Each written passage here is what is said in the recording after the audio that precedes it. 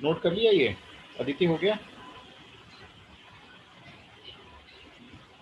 अच्छा, ठीक है। तो अब देखो जो नेक्स्ट वाला मैंने जो ग्राफ बनाया है, ये कहीं नीचे की तरफ गया है ग्राफ या सिर्फ ऊपर ऊपर बढ़ता जा रहा है? सिर्फ ये बताओ। इंक्रीज ही तो जा रहा है। हाँ, ये इंक्रीजिंग है ना? नीचे तो कभी आया नहीं है, हमेशा ऊपर की तरफ जा रहा है। लेकिन कुछ इंटरवल ऐसा भी आया, कुछ इंटरवल, कुछ पोर्शन ऐसा था जैसे यहाँ से लेकर यहाँ तक, जहाँ पे ये ग्राफ फ्लैट हो गया था। फ्लैट इन द सेंस ना तो ये इंक्रीज हुआ ना ये डिक्रीज हुआ, एक्स एक्सिस के पैरेलल चलता रहा। वैसे इंक्रीजिंग है, लेकिन कुछ इंटरवल में, चाहे छोटे से इंटरवल में, चाहे कुछ वैल्यूज के लिए, अगर ये फ्लैट हो जाता है तो ये स्ट्रिक्टली इंक्रीजिंग नहीं होता है, हम इसको बोलते हैं खाली इंक्रीजिंग। स्ट्रिक्टली वर्ड को हटा दिया जाता है अगर ग्राफ आपका कुछ पोर्शन में फ्लैट हो जाता है। और सिमिलरली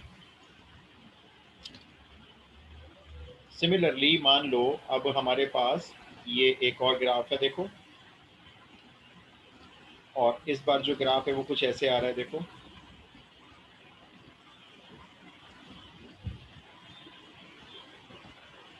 ये देखो, ये कंटिन्यू चल रहा है मान लेते हैं हम, ठीक है, ब्रेक नहीं हो रहा कहीं पे भी, ये कहीं गैप नहीं है इसमें, कंटिन्यू चल रहा है। और हमें दिख रहा है ये नीचे की तरफ उतरता जा रहा है। आप एक्स एक्सिस पे आगे बढ़ते जा रहे हो, बढ़ते जा रहे हो, बढ़ते जा रहे हो, ग्राफ नीचे आ रहा है, फ्लैट हो गया, फिर नीचे आ गया, फ्लैट हुआ, ऊपर नहीं गया कभी, तो हम इसको बोलते हैं ये सिर्फ डिक्रीजिंग है।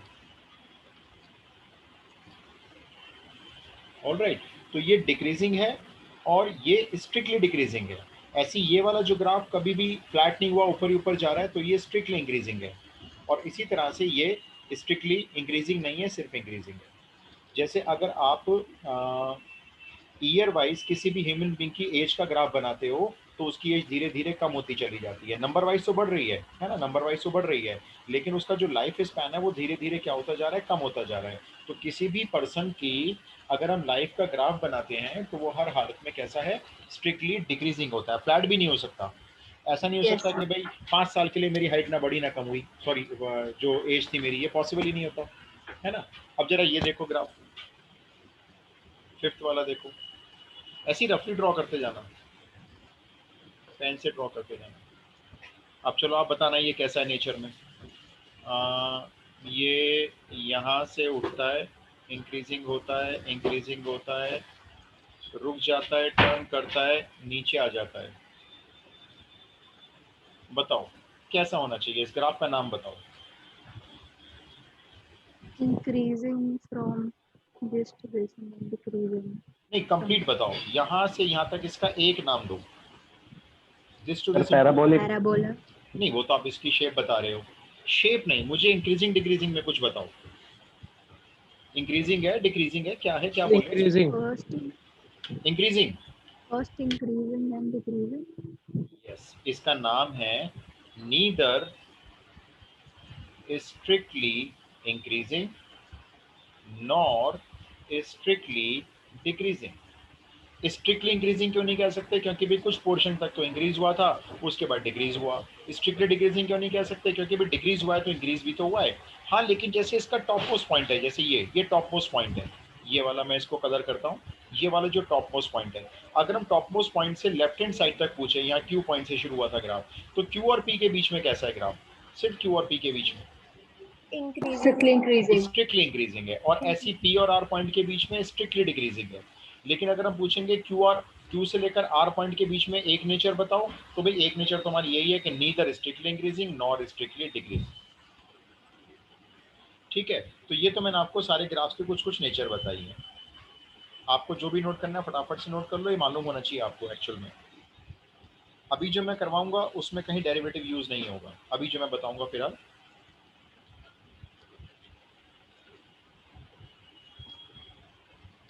डन। Yes sir.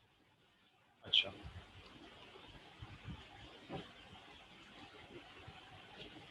अब आप देखो यहाँ पे, चलो मैं आपको एक ग्राफ और दिखाता हूँ ताकि मैं अपनी बात समझा सकूँ। जो मैं बताता हूँ बेसिक वाला ना काम, ये स्कूल में नहीं बताते। स्कूल में क्या करेंगे, आपको डायरेक्ट क्वेश्चन से स्टार्ट कर दिया जाएगा। तो ये एक बेसिक नॉलेज है जो आपकी बैकग्राउंड नॉलेज को बहुत सॉलिड करती है। जैसे ना, ये मानो मेरे पास कार्टेशियन प्लेन है और मेरे को किसी ने किसी भी फंक्शन का ग्राफ बना के दिया हुआ है। फॉर एग्जाम्पल ये दिया हुआ है, मैं तो देख के बता दूंगा स्ट्रिक्टली इंक्रीजिंग ग्राफ है, ठीक है। अब सपोज करो यहाँ एक्स एक्सिस पे 2 पॉइंट लिए जाते हैं, एक x1 और एक x2, ठीक है। इन दोनों में से कौन सी वैल्यू बड़ी है, x1 बड़ी है x2 बड़ी है मैग्नीट्यूड वाइज? x2 x2 बड़ी है, ऑब्वियस, ठीक बात, बिल्कुल। अब मैंने क्या किया, x2 पर फंक्शन की रेंज निकाली। भाई x2 तो मेरा डोमेन है, तो फंक्शन की रेंज कैसे निकालते हैं, यहाँ x2 से एक परपेंडिकुलर ड्रॉ करो, ग्राफ पे कट कर जाएगा परपेंडिकुलर, ठीक है। फिर वहां से उस पॉइंट से जब ग्राफ पे कट कर जाएगा तो वहां से एक परपेंडिकुलर y एक्सिस पे ड्रॉ कर दो, राइट। तो यहाँ पर जो वैल्यू आएगी ना इस जगह y एक्सिस पे, तो ये आपके फंक्शन की रेंज होगी, लेट अस से x1 डोमेन पे रेंज हो गई fx1। अब इसी तरह से हमने क्या किया, एक हमने x2 पे भी रेंज निकालने के लिए यहाँ से ड्रॉ किया परपेंडिकुलर, ग्राफ तक आ गया, फिर वहां से परपेंडिकुलर हमारा ये आ गया, ठीक है। अब यहाँ पर मान लेते हैं ये जो वैल्यू है फंक्शन की रेंज जो है वो fx2 हो गई इस पॉइंट पे। अच्छा, आपको मालूम है फंक्शन की नेचर कैसी है, स्ट्रिक्टली इंक्रीजिंग फंक्शन है ये, Strictly increase. ठीक है, स्ट्रिक्टली इंक्रीजिंग फंक्शन है ये। आपने x एक्सिस पे दो वैल्यू चूज कर ली, एक x1 एक x2, ठीक है, यानी x1 x2 दोनों रियल नंबर चूज कर लिए, और आपने ऐसे ले लिया कि इसमें x1 जो है वो लेस देन है x2 से, ठीक है ना, x1 छोटा है x2 बड़ा है। और आपको ये दिखाई भी दे रहा है कि इन दोनों पॉइंट पे जो रेंज है, आप बताना रेंज कौन सी ज्यादा है, fx2 वैल्यू ज्यादा है या fx1 वाली वैल्यू ज्यादा है? fx2 fx2 ज्यादा है, fx1 लेस है। और ऐसा कब होगा, जब आपका फंक्शन इंक्रीजिंग होगा, क्योंकि इंक्रीजिंग फंक्शन में जैसे जैसे आप x की वैल्यू बढ़ाते जाओगे वैसे वैसे रेंज भी आगे आती जाएगी, ज़्यादा आती जाएगी। इसलिए आपकी x1 पॉइंट पे जो रेंज है और x2 पॉइंट पे जो रेंज है, तो x2 पॉइंट वाली रेंज x1 वाली पॉइंट रेंज से हमेशा ज़्यादा होती है अगर फंक्शन इंक्रीजिंग होता है। ये एक नेसेसरी कंडीशन होती है किसी फंक्शन के स्ट्रिक्टली इंक्रीजिंग होने के, ठीक है। अब इसी पेज पे आप देखो जरा डिक्रीजिंग का ग्राफ, थोड़ा सा क्लैरिटी आ जाएगी आपके दिमाग में। ये एक और ग्राफ मैंने बना दिया छोटा सा, देखो जरा, ये आपका जो ग्राफ है वो कुछ ऐसे आ रहा है, ठीक है, स्ट्रिक्टली डिक्रीजिंग हो गया। अब हमने क्या किया, वापस वही काम किया हमने हमने कहा x1 और x2 x एक्सिस पे दो वैल्यूज ले लेते हैं, एक x1 और एक x2। x2 पर एक परपेंडिकुलर ड्रॉ करते हैं, पहले x1 पर ड्रॉ करते हैं, चलो, फिर यहाँ से परपेंडिकुलर ड्रॉ करते हैं y एक्सिस पे, ठीक है। जैसे जैसे भी कहते हैं बिल्कुल वैसे ही कर रहा हूँ, देखो मैं कुछ ज़्यादा खास काम नहीं कर रहे हैं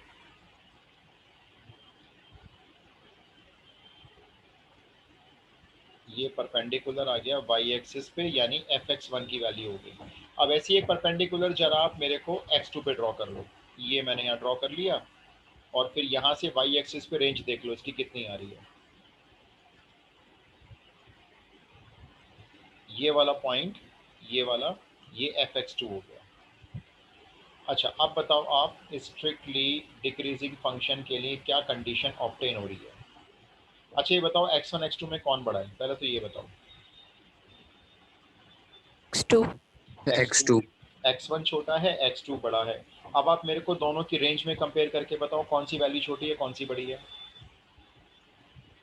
x1 बड़ी है। x1 राइट, fx1 बड़ी हो गई, fx2 से रिवर्स हो गया, देखो ये डोमेन तो x1 x2 से छोटा है, लेकिन रेंज जो है x1 पर और जो रेंज x2 पे है वो रिवर्स हो गई है, x1 वाली रेंज x2 वाली रेंज से ज़्यादा हो गई है। वो तो होना ही है क्योंकि फंक्शन कैसा है, नेचर में डिक्रीजिंग है, ऊपर से नीचे की तरफ जब आएगा तो जैसे जैसे आप x को आगे बढ़ाते जाओगे वैसे वैसे रेंज कम होती जाएगी।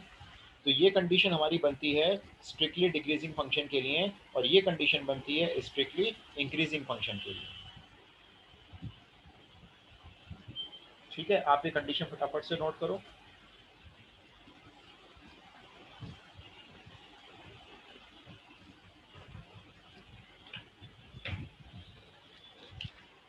कर लिया नोट?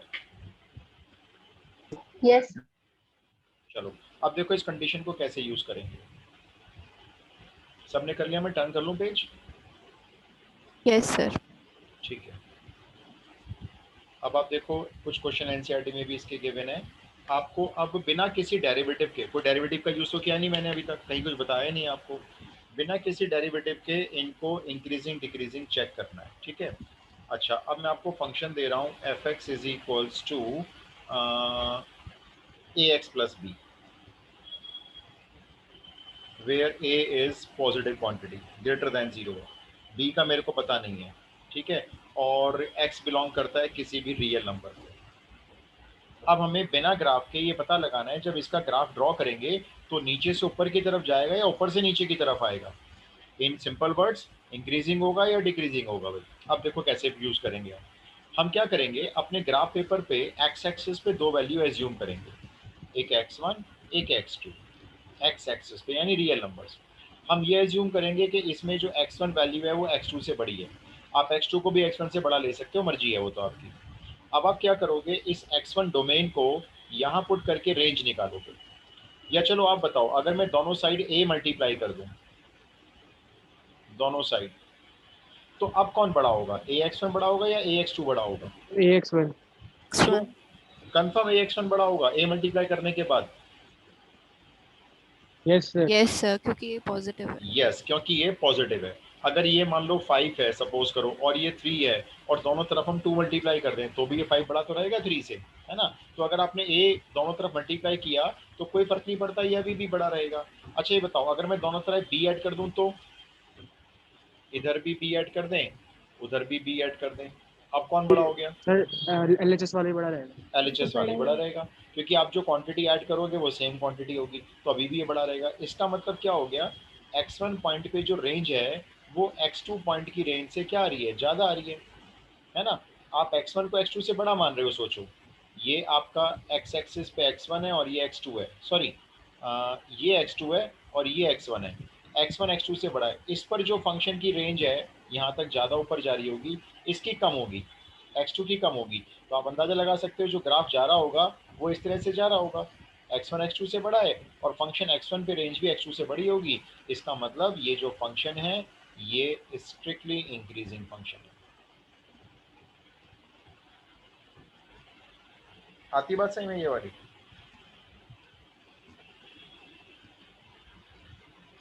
सर एक बार डिक्रीजिंग का करा दो। अभी कराऊंगा 4-5 एग्जाम्पल, पहले आप इसको ओके करोगे तब आगे जाऊंगा मैं। ये समझ आ गया। ठीक है, अब ट्राई करके देखो, अभी चिंता मत करो, अभी आ जाएगा सेम, थोड़ा हल्का फुल्का भी आए तो भी काम चल जाएगा।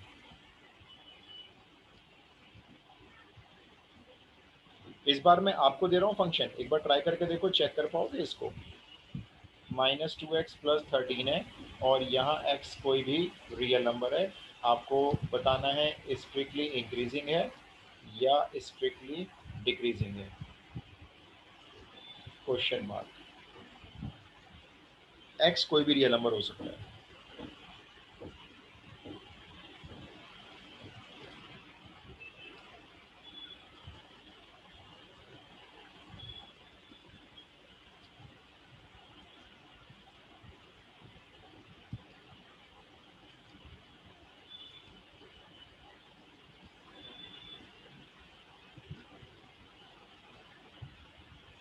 आप वही करो, दो नंबर ले लो x एक्सिस पे, x1 बड़ा ले लो चाहे x2 बड़ा ले लो, मर्जी है। उसके बाद आप दोनों को -2 मल्टीप्लाई करो, दोनों में 13 ऐड करो, पता लगाओ रेंज कौन सी, रेंज किससे बड़ी आ रही है, बस ये पता लगाओ।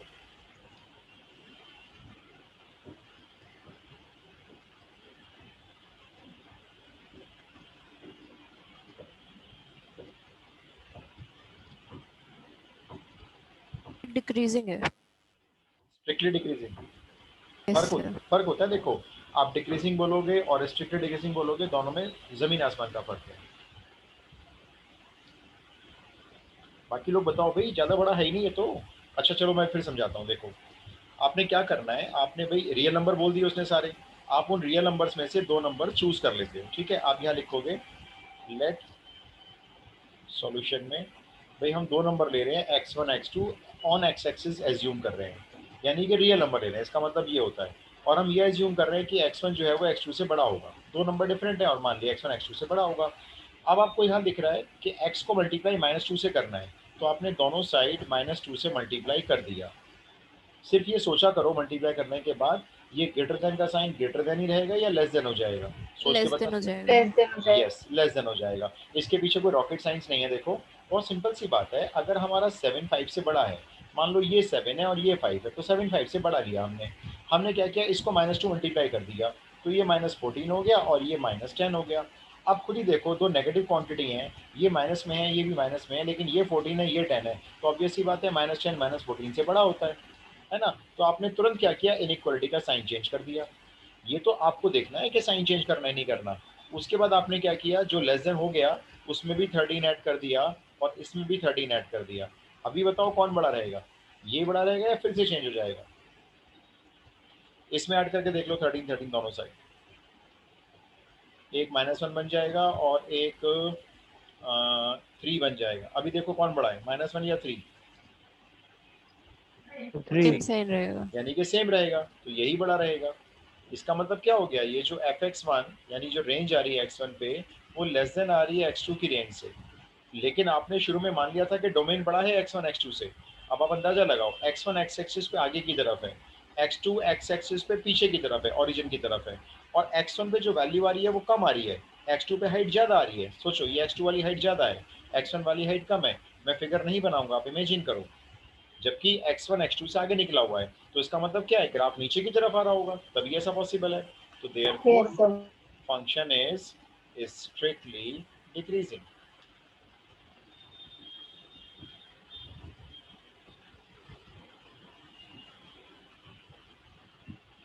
Got it?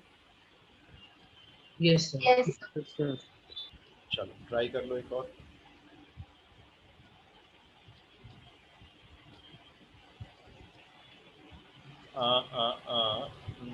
फंक्शन देता हूँ आपको, f x is equals to 1/1 + x², ठीक है। और इस बार x रियल नंबर नहीं है, इस इंटरवल को बिलोंग करता है, 0 से इन्फिनिटी का कोई भी नंबर। दैट मीन्स 0 से लेकर सारे पॉजिटिव रियल नंबर्स आ गए आपके पास, ठीक है। तो आप मुझे इस इंटरवल में इस फंक्शन की नेचर बता दो, इंक्रीजिंग, डिक्रीजिंग, या स्ट्रिक्टली इंक्रीजिंग, स्ट्रिक्टली डिक्रीजिंग।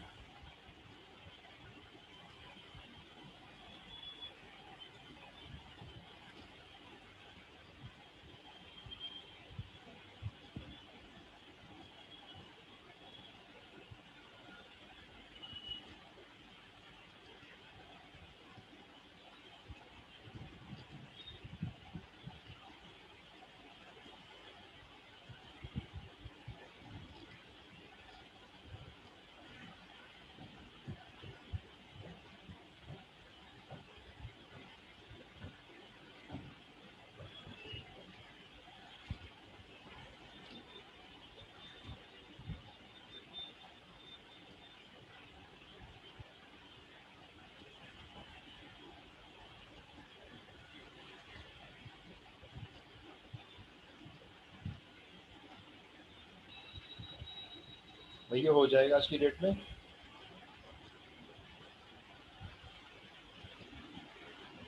क्या हुआ, I am audible?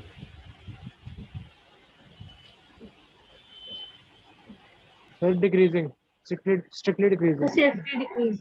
Strictly decreasing, एक बार चेक कर रहा हूँ भाई, देखो मैं तो मैं तो क्या करूँगा, पहले दो नंबर ले लूँगा, ठीक है। x1 x2 कहाँ से लिए मैंने, इस वाले इंटरवल से ले लिए। चाहो तो यहाँ रफ में लिख भी लो, x1 5 ले लिया मान लो, और x2 2 ले लिया, यानी x1 x2 से बड़ा ले लिया, ठीक है, रफ में लिख लिया, x1 x2 से बड़ा ले लिया। अब देखो, ये पूरा फंक्शन यहाँ पे बनाना होता है, ठीक है। बनाना मतलब हिंदी वाला बनाना है, खाने वाला बनाना नहीं। तो अब देखो यहाँ पे मेरे को दिख रहा है x पे स्क्वायर है, तो मैंने x1 पे स्क्वायर कर दिया, x2 पे स्क्वायर कर दिया। अभी मेरे को सोचना है कि 5 का स्क्वायर कर दें, 2 का स्क्वायर कर दें, तब भी तो यही बड़ा रहेगा 5 का स्क्वायर, तो हमने बड़े का साइन लगा दिया। उसके बाद मेरे को दोनों तरफ 1 ऐड करना है। अगर हम 25 और 4 में 1 1 ऐड कर भी लें, मैं तो यहीं ऐड कर लिया देखो, तो भी यही बड़ा तो रहेगा। सीधा ही क्वेश्चन में पुट नहीं कर सकते? बिल्कुल कर सकते हैं, लेकिन आप ना पर्टिकुलर को एग्जाम्पल पुट मत करना, पर्टिकुलर को एग्जाम्पल नहीं पुट करते हम, Yes, sir. है ना। आपको जनरल वे में दिखाना है कि x1 x2 जो मर्जी ले लो, उसके लिए दिखा रहे हो आप तो। अच्छा, अब मैंने क्या किया, इसका रेसिप्रोकल कर दिया 1/x1², इधर से इसका रेसिप्रोकल कर दिया 1/x2² + 1। फिर मुझे सोचना है कि जब एक बड़ी क्वांटिटी, हाँ देखो, जैसे ये अब 25 + 1 26 हो गया था, और 4 + 1 ये 5 हो गया था। अभी 26 5 से बड़ा चल रहा है, हमने इसको रेसिप्रोकल कर दिया और इसको भी कर दिया। अब ऑब्वियस सी बात है, 1 के 26 हिस्से करोगे और इधर 1 के सिर्फ 5 हिस्से करोगे तो ये बड़े होंगे, है ना। तो ये अब चेंज हो गया। इसका मतलब ये हो गया x1 पॉइंट पे जो रेंज आ रही है वो x2 पॉइंट की रेंज से कम है, जबकि x1 एक्स एक्सिस पे आगे बना हुआ है और उसकी जगह रेंज उससे कम आ रही है। So therefore function is strictly decreasing. तो इसका जब ग्राफ बनेगा तो 0 से आगे जब ग्राफ जा रहा होगा ना इसका, तो लगातार नीचे की तरफ आ रहा होगा, ऊपर से नीचे की तरफ आ रहा होगा इसका ग्राफ। नहीं आया समझ में बच्चों, बताओ। आ गया।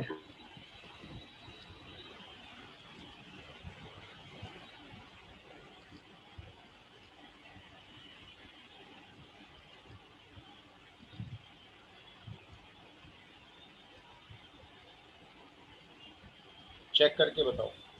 NCERT question, f x equals to log x है और एक्स आपका 0 पे ओपन इंटरवल है, इन्फिनिटी तक अगर कोई भी नंबर लें, मतलब इसका ग्राफ अगर हम 0 से लेकर आगे तक बनाएं एक्स एक्सिस पे, तो कहाँ जाएगा, ऊपर की तरफ जा रहा है या नीचे की तरफ जा रहा है ग्राफ, जरा ये देख के बताएं। यानी स्ट्रिक्टली इंक्रीजिंग है या स्ट्रिक्टली डिक्रीजिंग है।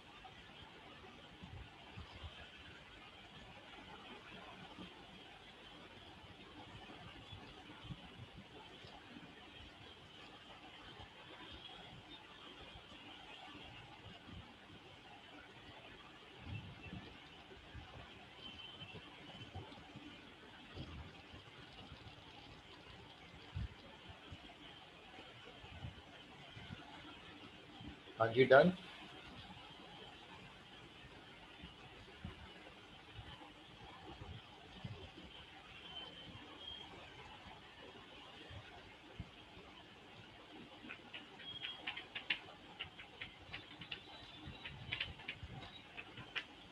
क्या हुआ बच्चों, बताओ।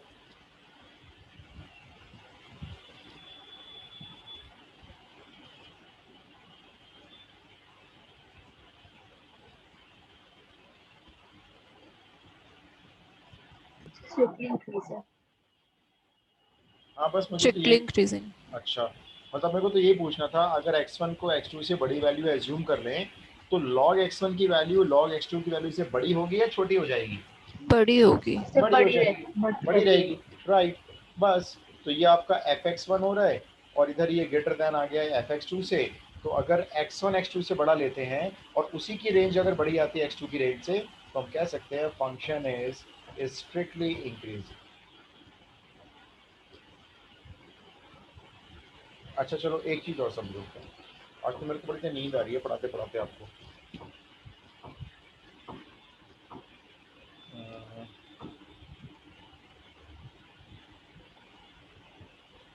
अच्छा एक बात बताओ भाई, बताना ऑनेस्टी से, अभी देखो मेरे स्कूल की यूटीज़ की कॉपीज चल रही हैं, मोस्ट प्रॉब्ली संडे तक मैं शाम तक सारी चेक कर दूंगा, ठीक है। मैं चाह रहा हूँ आप लोग मुझे एक एमसीक्यू नहीं, एक सब्जेक्टिव टाइप टेस्ट दो एक, जिसमें मैं 1 वर्ड, 1 सेंटेंस, 2 मार्क्स वाले, 3 मार्क्स वाले कुछ क्वेश्चन को कंपाइल करके देता हूँ आपको, ठीक है। सो दैट ना एक तो मुझे पता चलेगा आप कैसे लिखते हो। आप लोग पीडीएफ सेंड करोगे, मैं चेक करके रिटर्न भी करूँगा जैसे अपने स्कूल में करता हूँ, तो मुझे पता चलेगा कि आपका जो राइटिंग स्किल्स हैं वो कहाँ कितने हैं। पता चला आपको आता तो सब कुछ है लेकिन आप लिख ही नहीं पाते हो, या जो बोर्ड में लिखना चाहिए वैसा नहीं लिख पाते हो, तो वहाँ मैं आपकी हेल्प कर सकता हूँ। तो कोई बाउंडेशन नहीं है भाई, क्योंकि बच्चे देते तो है नहीं टेस्ट, और देते तो चीटिंग कर लेते हैं ऑनलाइन में। तो आप लोग अगर देना चाहो तो दे देना, मैं नेक्स्ट वीक टेस्ट अरेंज करूँगा एक आपका सब्जेक्टिव। चैप्टर कौन सा होगा? चैप्टर आप मेरे को दे दो, डिफरेंशिएशन ही दे दो, चलो डिफरेंशिएशन दे दो, और एक ये दे दो टेंजेंस नॉर्मल्स दे दो, 2 टॉपिक कर लेते हैं चलो। अभी हाल ही में हमने किए भी हैं ये। सर वो मैंने पहले वाले की भी पीडीएफ अटैच कर दी मैं आपने। अभी मैं आपकी ना जितना पेंडिंग काम, बस 1-2 दिन और रुक जाओ, सारा मिल जाएगा आपको वापसी। Okay sir. अच्छा चलो अब ये बताओ,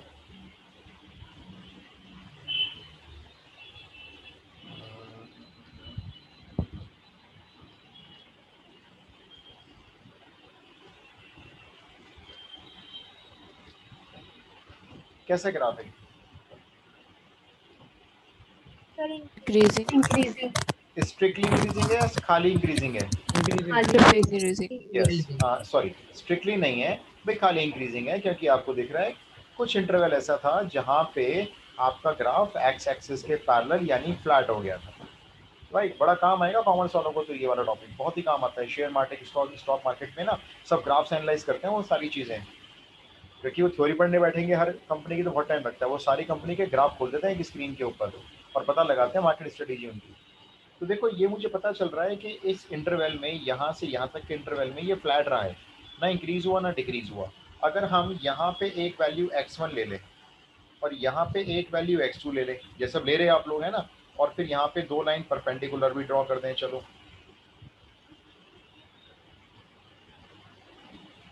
बताओ x1 x2 से बड़ा है या x2 x1 से बड़ा है मेरे ग्राफ के अकॉर्डिंग?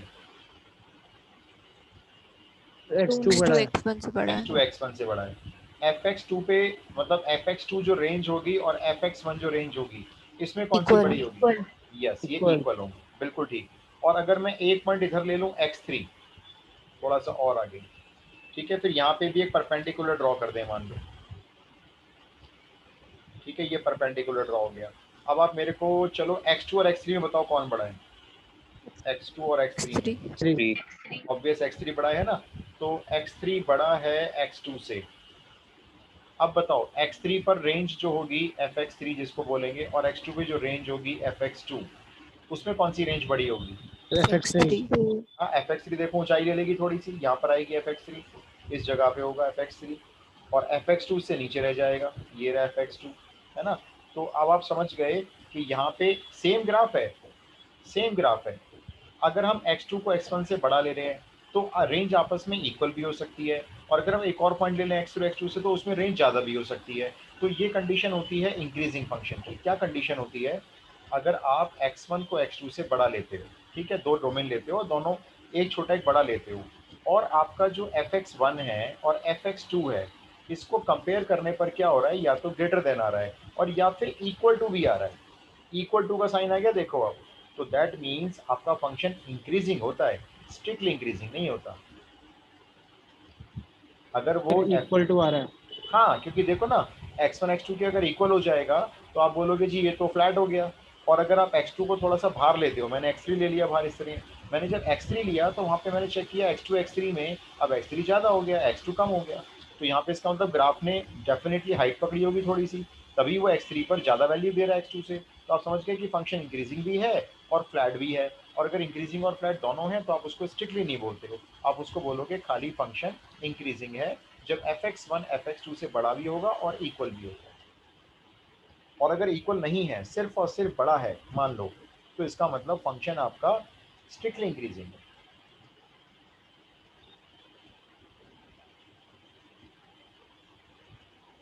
Got it?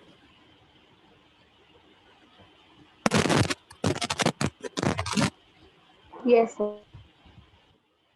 तो अब ये बताओ, आपको थोड़ा सा एक कॉन्सेप्ट क्लियर हो गया, इंक्रीजिंग डिक्रीजिंग कैसे हो रहा है और स्ट्रिक्टली इंक्रीजिंग कैसे हो रहा है। Yes sir. तो ये ना आपको एक बार ढंग से रीड करना है। देखो सिर्फ मार्क्स पे पढ़ाई नहीं करनी है, आने वाला जो वक्त है उसमें आगे वही जाएगा। मार्क्स या नहीं भी हैं, लेकिन डेप्थ नॉलेज बहुत बढ़िया है, और डेप्थ नॉलेज 12th क्लास से शुरू होती है। उसके बाद ही आप आगे अपने उसको जो आपकी फाउंडेशन है उसको स्ट्रॉन्ग बना सकते हो। तो इसमें हर चीज़ को समझ के करना है।